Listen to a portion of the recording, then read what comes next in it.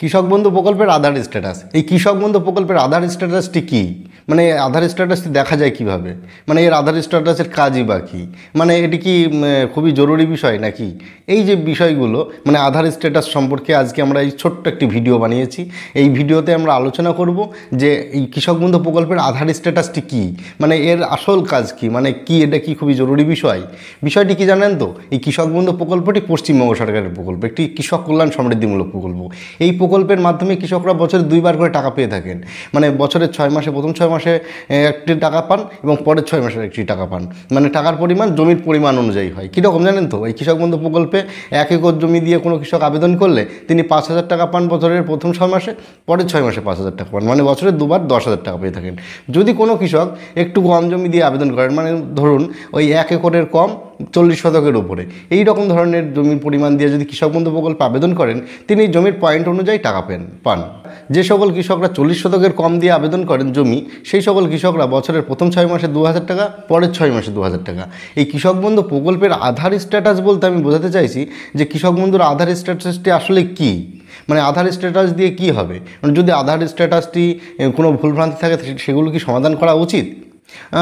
অনেকে দেখা যায় আধার স্ট্যাটাসের ঘরটি ফাঁকা থাকে, মানে এই কৃষক বন্ধু প্রকল্পে আবেদন করেছিলেন কোনো কৃষক, সেই কৃষক এখন তিনি স্ট্যাটাসে দেখতে পাচ্ছেন যে তিনার আধারের ঘরটি ফাঁকা রয়েছে। এই ফাঁকা থাকা কি ঠিকঠাক আছে, নাকি এটা সম্পূর্ণ করে দেওয়া উচিত, না পরবর্তী ভবিষ্যতে কোনো অসুবিধা হতে পারে?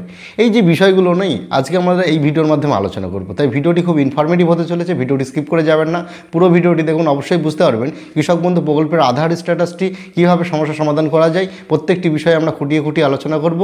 নমস্কার, আমি শুভঙ্কর মণ্ডল, আমার মা ইউটিউব চ্যানেলে আপনাকে স্বাগতম।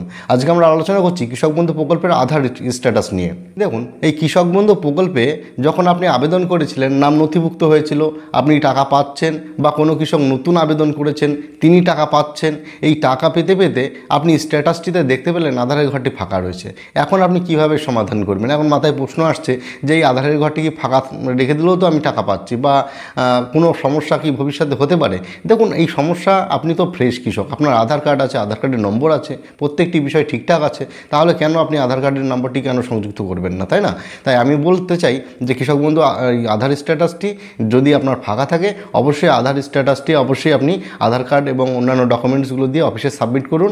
অবশ্যই আপনার আধার স্ট্যাটাসের জায়গাটি, মানে আধারের যে ঘরের ফাঁকা জায়গাটি রয়েছে, সেটি কিন্তু সমাধান হবে। এখন কথা হচ্ছে, তাহলে এই স্ট্যাটাসটি আগে কীভাবে দেখা যায়, যার মাধ্যমে আমি দেখে বুঝবো যে আমার আধার কার্ডটি ফাঁকা আছে না ঠিকঠাক আছে, তারপরেই তো আমি এই পদক্ষেপটা নেব, তাই না?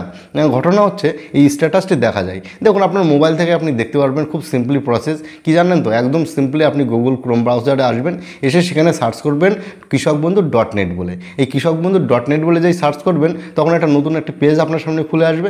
সেই পেজের একদম প্রথমেই লেখা আছে কৃষক বন্ধু বলে। কৃষক বন্ধু, ওখানে আপনি একটা ক্লিক করলেন, ক্লিক করার পরে আপনার নতুন একটা ইন্টারফেস খুলে আসবে। সেখানে কৃষকদের নথিভুক্ত তথ্য বলে একটি অপশন পাবেন। সেই অপশনে অর্থাৎ স্ক্রল করে নিচে আসলে এই কৃষকদের নথিভুক্ত তথ্য এখানে আসবেন, দেখবেন একটি কৃষক 2টি গরু নিয়ে চাষ করছেন, এই রকম একটি আপনি ছবি পাবেন সেখানে, এবং এই কৃষকদের নথিভুক্ত তথ্য বলে লেখাও আছে। সেখানে ক্লিক করবেন যখন, তখন নতুন একটি ইন্টারফেস আপনার সামনে খুলে আসবে। এই ইন্টারফেসের ওপরে আপনি আপনার ভোটার কার্ড বলুন, আধার কার্ড বলুন, আপনার অ্যাকাউন্ট নম্বর বলুন, মোবাইল নম্বর বলুন, যে কোনো একটি নম্বর দিয়ে আপনি আপনার স্ট্যাটাসটি দেখতে পাবেন। যখন আপনি মনে করুন ভোটার কার্ড দিয়ে আপনি আপনার স্ট্যাটাসটি দেখতে চাইছেন, তো সেই ক্ষেত্রে আপনার ভোটার কার্ডটি সিলেক্ট করবেন এবং তারপরে ভোটার কার্ডের নম্বরটি আপনি লিখবেন। লিখে নিচে সার্চ করবেন। এখানে সার্চের পাশে অনেক সময় কি হয় যে কিছু ইমেজ দিয়ে দেয়, যে আপনাকে চিহ্নিত করতে হয় কোন ইমেজগুলো কি, ওখানে লিখে দেওয়া থাকে, লেখা থাকে যে কোন ইমেজে আপনাকে ক্লিক করতে হবে। সেই ইমেজ অনুযায়ী সেট করে আপনি ভেরিফাই করে নিলে আপনি তারপরে সার্চ করবেন, দেখবেন আপনার সামনে একটি নতুন ইন্টারফেস খুলে যাবে, যেখানে আপনার এই কৃষক বন্ধুর স্ট্যাটাসটি দেখতে পাবেন। সেই স্ট্যাটাসে প্রথমে একেডি আইডি নম্বর থাকে, কেবি আইডি নম্বর থাকে, তারপর আধার কার্ডের নম্বর থাকে, ভোটার কার্ডের নম্বর থাকে, ভিলেজ নেম থাকে, আপনি কোন অঞ্চলে রয়েছেন সেটির নাম থাকে, ব্লক কোন ব্লকে রয়েছেন আপনি সেই ব্লকটির নাম থাকে, আপনি কতটুকু জমি দিয়ে আবেদন করেছেন সেই জমিটির পরিমাণ ওখানে দেখতে পাবেন। এছাড়া আপনি ট্রানজ্যাকশন সাকসেস আছে না অ্যাপ্রুভ আছে, প্রত্যেকটি বিষয় এখন খুঁটিয়ে ওখানে লেখা থাকে। এইবার আপনি যখনই আপনি এই স্ট্যাটাসটি দেখবেন যে আধারের ঘরের জায়গাটি ফাঁকা আছে কিনা। যদি ফাঁকা থাকে তাহলে আধার কার্ডের নম্বরটি আপনার ওখানে সংযুক্ত করতে হবে। কীভাবে করবেন আমি একটু বলে দিচ্ছি, আগে ব্যাপারটা বুঝিয়ে নিই। যে দেখুন ওইগুলো লেখা থাকবে, যদি আপনার সবগুলো ঠিকঠাক লেখা থাকে তাহলে আপনার কিছু করা লাগবে না, একদম ঠিক আছে, আপনার একদম ওকে। আর যদি না থাকে, দেখা গেলো আধারের ঘরটি ফাঁকা আছে, মানে আধারের স্ট্যাটাস বলতে বোঝাতে চাইছি ওই জায়গাটাই, যে আধারের ঘরটির যে জায়গাটি যদি ফাঁকা থাকে তাহলে কিন্তু আপনি আপনার নিকটবর্তী বা পার্শ্ববর্তী যে কৃষি দপ্তর অফিস আছে, মানে কৃষি বিভাগ, এগ্রিকালচার ডিপার্টমেন্ট আর কি, সেখানে যোগাযোগ করবেন। মানে যেখানে আপনি কৃষক বন্ধু জমা করেছিলেন, অনেকে কী জানেন তো, দুয়ারে সরকার ক্যাম্পে জমা করেছিলেন, তিনারাও টাকা পাচ্ছেন, তাই বলে দুয়ারে সরকার ক্যাম্প তো যদি আপনার কাছেগুলো থাকে, মানে হয়ে থাকে, সেখানে গিয়ে আপনি জমা করলেন, নয়তোবা আপনি একদম সরাসরি ডাইরেক্ট কৃষি দপ্তরে যোগাযোগ করবেন এবং সেখানে আপনার ভোটার কার্ডটি এবং আধার কার্ডটি এবং আপনি যে মোবাইল নম্বরটি ব্যবহার করছেন এই নম্বরটি নিয়ে, মানে ভোটার কার্ডের জেরক্স কপি, আধার কার্ডের জেরক্স কপি এবং মোবাইল নম্বরটি নিচে লিখে আমার নিজের একটি নিজস্ব সেলফ অ্যাটেস্টেড, মানে নিজের একটা সই করবেন, করে আপনি কৃষি দপ্তর অফিসে নির্দিষ্ট অ্যাপ্লিকেশনের মাধ্যমে হোক আর নির্দিষ্ট অফিসিয়াল ফর্মের মাধ্যমে হোক আপনি এই কৃষক বন্ধু প্রকল্পে আধার স্ট্যাটাস, মানে আধার নম্বরটি সংযুক্ত করতে পারেন। দেখুন আপনি যদি অ্যাপ্লিকেশন করেন, এই মর্মে আবেদন করবেন। প্রথমে অফিসিয়ালের নাম, মানে অফিসটির নাম এবং সেই ঠিকানাটি উল্লেখ করবেন এবং তারপরে বিষয়টি লিখবেন যে কৃষক বন্ধু প্রকল্পে আধার সংযুক্তিকরণের জন্য আবেদন। এইরকম তো মর্মে একটি আপনার হিসাব অনুযায়ী, অর্থাৎ কি আপনি যেরকমটি করবেন সেরকম একটি বিষয় তৈরি করে নেবেন এবং তারপরে আপনার বিষয়টি টোটালি লিখবেন এবং মানে আবেদনপত্রটি লিখবেন যে আপনি কৃষক বন্ধু প্রকল্পে নতুন করে মানে আপনার আধার নম্বরটি সংযুক্ত করতে চাইছেন, কারণ কৃষক বন্ধু প্রকল্পে আপনার নাম নথিভুক্ত আছে এবং নথিভুক্ত থাকার পরে আপনি স্ট্যাটাসে দেখতে পাচ্ছেন আপনার আধার কার্ডটি ফাঁকা, অর্থাৎ আধারের নম্বরটি ওখানে নেই। সেই মর্মে একটু গুছিয়ে একটি অ্যাপ্লিকেশন লিখে জমা করলে, মানে অফিসে জমা করলেই কিন্তু আপনার আধারের এই স্ট্যাটাসে যেটা ফাঁকা জায়গাটি রয়েছে সেটি কিন্তু সমাধান হয়ে যাবে। দেখুন আমি বলে রাখি, এক্ষেত্রে অনেকেই অবহেলা করেন, যে মানে অনীহা করেন কী বিষয়ে, যে আধারের কার্ডটি স্ট্যাটাসে যা আছে তাই আছে, টাকা তো পাচ্ছি। এই যে আপনি যে এই অনীহাটা করছেন না, এটা আমার মনে হয় ঠিক নয়। কারণ কি জানেন তো, যে কোনো ভুল তো ভুলই হয়, অন্য কিছু এর মানে হয় না। অর্থাৎ যেটা ফাঁকা আছে, আপনার আছে আধার কার্ডের নম্বর, আপনি যেহেতু এই স্কিমের টাকাটি পাচ্ছেন, অর্থ সাহায্য পাচ্ছেন, তাহলে অনীহা করার কোনো জায়গা আসে না। তাই আমি বলবো আপনাকে, যদি আপনি অ্যাপ্লিকেশন করেন এই মর্মে এইরকমভাবে আবেদন করবেন, ভোটার কার্ড এবং আধার, আপনি আপনার প্রত্যেকটি ডকুমেন্টস নিচে সেলফ অ্যাটেস্টেড করে দেবেন, মানে নিজের একটি সই করে দেবেন।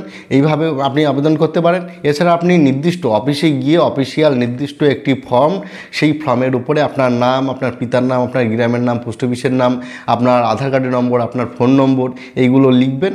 লেখার পরে আপনি আধার সংযুক্ত করতে চাইছেন কৃষক বন্ধু প্রকল্পে, তার কারণে সেখানে একটি টিকমার্ক করবেন।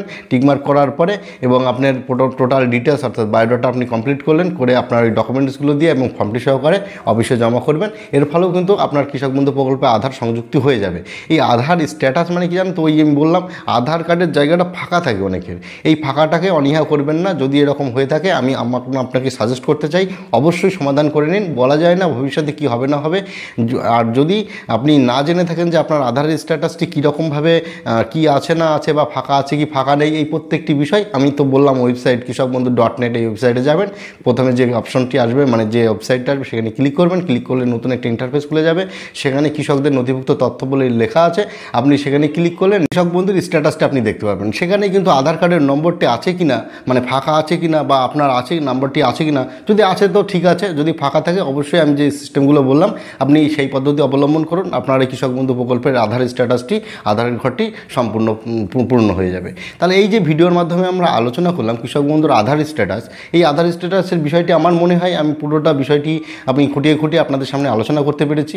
যদি ভিডিওটি একটুখানিও ভালো লাগে, একটি লাইক করবেন, কমেন্ট করবেন, শেয়ার করবেন এবং আমার ইউটিউব চ্যানেলটি সাবস্ক্রাইব করে পাশে থাকা বেল আইকনে অল অপশনে ক্লিক করে দেবেন। তাহলে কী হবে, এরকম ধরনের ইনফরমেটিভ ভিডিওগুলোর নোটিফিকেশন আপনার কাছে দ্রুত পৌঁছে যাবে। Thank you.